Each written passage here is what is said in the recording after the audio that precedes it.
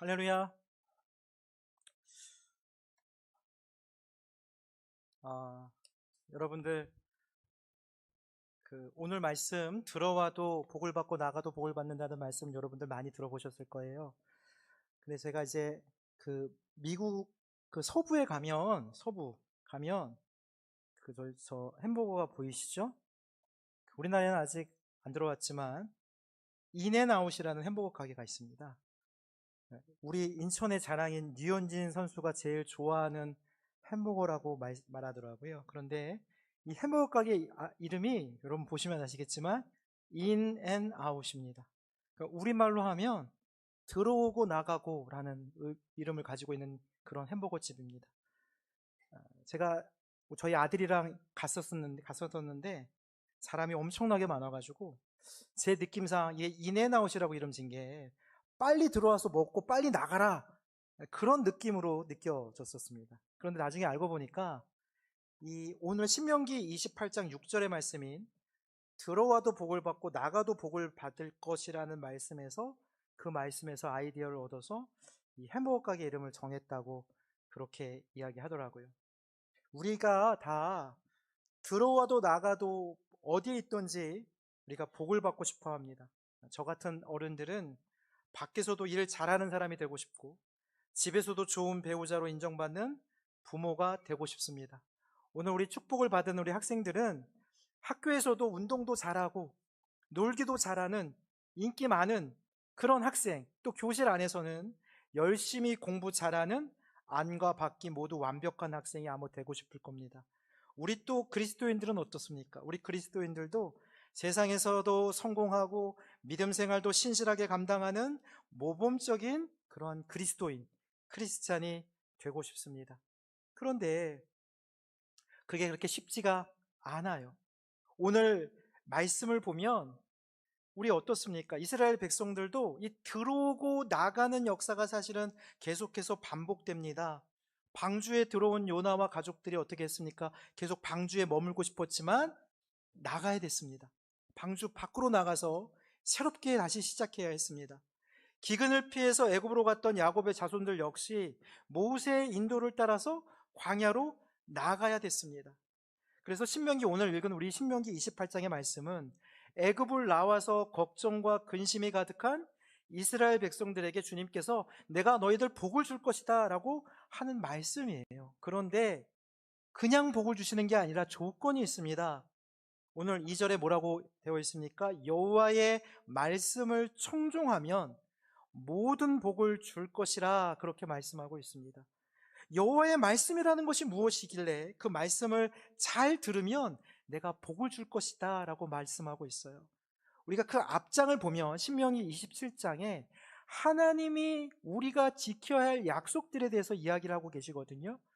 무슨 약속이 있냐면 우상을 만들지 말고 부모와 어른들을 공경하고 가난하고 어려운 약자들을 배려하고 뇌물을 받지 말고 등등 이스라엘 백성들과 맺은 약속들을 말씀하시는데 그 말씀을 한마디로 요약하면 사람이 사람답게 살아야 한다라는 말이에요. 인간이 인간답게 살아야 한다. 그것이 언약 백성의 사람다움이라고 오늘 주님께서 우리에게 가르쳐 주십니다. 애굽을 나와도 가나안으로 들어가도 어디를 가든지 너희들이 사람이 사람답게 살지 않으면 안 된다. 그렇게 살아야 내가 복을 주겠다라고 말씀하십니다.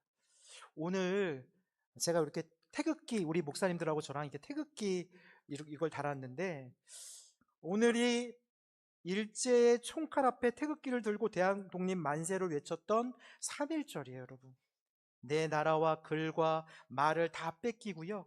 역사와 문화까지도 빼앗으려고 했던 그 일본 앞에 어린 학생들이, 힘없는 농부들이, 아낙네들이, 거리의 노인들이 태극기를 흔들면서 세계에서는 유일하게 비폭력으로 저항했던 역사적인 날이 바로 오늘입니다. 부자들도 심지어는 왕도 일본의 총칼이 무서워서 벌벌 떠는데 아무런 힘이 없는 백성들이 일본 헌병의 서슬퍼런 총칼 그 앞에 당당히 섭니다. 무섭지 않았을까요? 아마 무서웠을 거예요. 두렵고 떨렸을 것입니다. 그런데 태극기 한 장 달랑 들고 그들이 그 앞으로 나아가서 대한 독립 만세를 외칩니다. 어떻게 이럴 수 있었을까요? 바로 그들의 마음속에 오늘 말씀과 같이 사람이 사람답게 살기 위해서 그들이 나아갈 수 있었던 것입니다. 여러분, 3.1 운동의 주축이 누구였습니까? 지식인도 권력가도 아니었습니다. 독립선언문을 작성했던 그 민족 대표들이라는 사람들도요, 그 3.1절 날 그날은 겁이 나서 두려워서 밖에 나가지 못하고 자기들끼리 모여서 오히려 일본 경찰에게 자수를 합니다. 미션 스쿨이었던 이화학당, 배제학당, 숭실학교 사진 있나요? 사진. 하나님의 말씀을 청종했던 크리스찬 학생들이 학교를 나와서 태극기를 그리고 전국으로 흩어져서 3.1 만세 운동의 맨 앞에서 대한독립 만세를 부르짖습니다. 저게 여러분 왼쪽부터 이화학교, 그 밑에가 배제학당, 그리고 저 위에가 숭실학교입니다. 저기에 있던 학생들이, 어린 학생들이, 기껏해야 15살, 16살, 17살 먹은 학생들이, 그 어린 학생들이 대한독립 만세를 외치고 그 외침에 따라서 백성들도 거리 곳곳으로 나와서 만세를 외쳤습니다. 어디서 그런 용기가 나올 수 있었을까요? 하나님의 말씀이 들어가면 내 삶으로 드러나야 한다는 것을 알고 있었습니다. 오늘 하나님의 말씀이 들어왔기 때문에 그들이 하나님의 말씀에 따라서 나아가서 외칠 수 있었던 것입니다. 우리가 여러분 설교를 듣는 이유가 무엇입니까? 내 삶으로, 내 입술로, 내 손과 발로 실천하기 위해서 말씀을 듣고 읽고 배우는 것입니다. 들어가면 나와야 하는 것이 맞습니다. 말씀이 들어간 그리스도인들이 태극기를 들고 정의와 공의를 따라서 대한독립 만세를 외쳤던 것입니다. 그러나 하나님의 말씀을 청종하고 사람이 사람답게 살려고 했던 그 어린 그리스도인들로 말미암아 그 희생의 미랄이 우리 조국 대한민국을 이렇게 축복의 나라로 이끌 수 있었던 것입니다. 그러나 점점 하나님의 말씀대로 살지 않고 우리 어떻게 살아갑니까? 점점 말씀을 많이 들어도 내 마음 내 뜻대로 살아갑니다. 설교가 넘쳐나는 시대 아닙니까? 성경 공부도 많이 합니다. 어딜 가나 말씀은 넘쳐나고 우리가 말씀을 많이 듣는데 그 말씀대로 우리 안에서 나오질 않아요. 우리 모두 예수를 믿는 그리스도인이라고는 하지만 우리가 주님이 보실 때 사람이 사람답게 살아가지 못하는 것이 너무나 많습니다. 교회에서 사람이 사람답게 살아야 함을 전하는 것이 아니라 강단에서 이념 갈등을 조장하고 지역과 계층 간의 이간질을 시키고 성공해서 부자 되고 공부 잘해서 권력을 얻는 것을 축복이라고 왜곡시키고 있습니다. 목사가 입에 담지 못할 쌍욕을 하고 세상의 권력과 부를 아무리 탐할지라도 우리 귀에 달콤한 세상의 성공과 부귀영화를 설교하면 그것을 쫓아 사람들이 구름대처럼 몰려듭니다. 예수 그리스도의 말씀은 사라지고 돈 많이 버는 대기업에 다니면 성공했다고 하고 서울 유명한 대학 가야 복받았다고 말합니다. 세상의 기준이 그대로 교회에 들어와 순위를 매기고 축복의 값을 매겨버립니다. 그러나 오늘 신명기의 말씀은 우리가 이야기하는 세상의 축복과는 정반대로 이야기합니다. 너희들이 아무리 돈을 잘 벌고 잘 먹고 떵떵거리고 살아도 사람이 사람답게 살지 않으면 복이 아닌 저주가 될 것이라고 말씀하십니다. 우리 예림 청년이 읽어준 신명기 28장 15절부터 보면 너가 만일 하나님의 말씀을 순종하지 않으면 이 모든 저주가 임할 것이다 라고 이야기합니다. 그러면서 열거되는 말씀이 앞에 있는 1절부터 우리가 읽은 말씀 같은 말씀을 이야기합니다. 말씀은 같은데 딱 하나가 단어가 바뀌어요. 복이 저주로 바뀝니다. 들어와도 복을 받고 나가도 복을 받는 것이 아니라 들어와도 저주를 받고 나가도 저주를 받는다고 말씀하고 있습니다. 이스라엘 백성들의 일상은 똑같은데 하나님이 복을 저주로 바꾸신다고 오늘 엄중하게 경고하고 계십니다.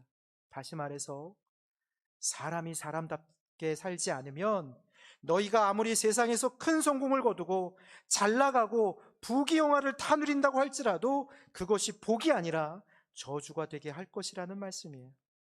요즘 굶어 죽는 사람 없잖아요. 오히려 너무 많이 먹어서 각종 성인병에 시달리는 시대입니다. 가난한 시절에 한 동네 한 마을에 다들 가족처럼 없는 것도 나누고 도우며 살았는데 지금 훨씬 더 잘 사는 시대인데 지금은 층간소음이다, 주차 문제다 그러면서 이웃을 칼로 죽이는 시대에 살고 있습니다. 형편이 어려운 학생들, 선생님들이 가정 방문해서 그 학생 포기하지 않도록 때때로는 학비를 내주었던 스승님, 그 스승은 사라지고 선생님이 잠자는 아이를 깨웠다고 학생이 일어나서 선생에게 욕을 하고 동영상을 찍어서 고소를 하는 시대에 우리가 살고 있습니다. 세상의 기준으로 우리가 아무리 잘 먹고 잘 사는 시대가 되었지만 오늘 그 신명기의 말씀처럼 복이 저주로 바뀌어 버렸어요. 복과 저주는 성공과 실패의 문제가 아니라 언약적 관계의 문제입니다.